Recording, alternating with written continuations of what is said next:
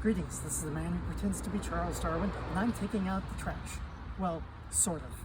Actually, I'm not able to throw the trash away because there is no such place as away. In America, what we usually do is throw our trash in a big, expensive hole in the ground called the landfill. In other countries, such as in Brazil, at the favelas, they just pile the trash up where other people are already living. But in France, where I'm speaking to you now, we divide our trash up into different components. First is the recyclables, and the city sends around a truck to pick those up once a week. Then the non-recyclables, the actual garbage, which they also send a separate truck around once a week to pick up. And then most people take glass to a special glass recycling depot. And those are usually pretty full. There's a lot of people who do that. And then finally, there's food waste, and that's what I've got right here. Food waste is in this plastic container. It's full of holes so that it can get oxygen, and also it is closed up enough so that you won't get a lot of smell getting into your kitchen. And so here I'm coming to deposit the food waste. Now you might think, as I thought when I first came here, there aren't very many people who will participate in this. Maybe one or two people would bring their food waste to the depot.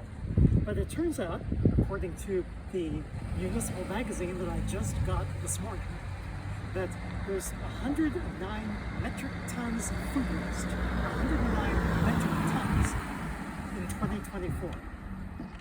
And then what they do is they take it to special places where it ferments.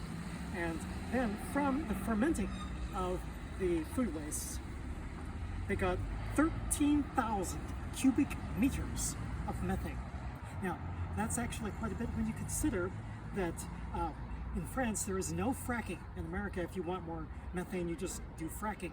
But in France, there's no fracking. It's illegal. And also in France, we do not want to have to import any natural gas from Russia.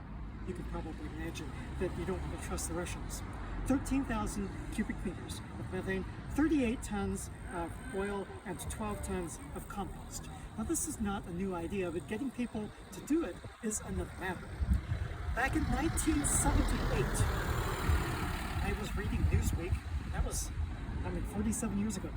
I was reading in Newsweek about a company that would gather cow droppings and then put it in a vat and let it decompose and then get the methane from it and use that to burn and to produce heat. And the company was called Calorific Anaerobic Recovery Processes, or something like that. Anyway, it's spelled out CRAP, as you can guess. That was a long time ago. What is taking so long for America to catch on to this relatively simple idea of recycling food wastes and getting methane from it for natural gas to burn and produce heat?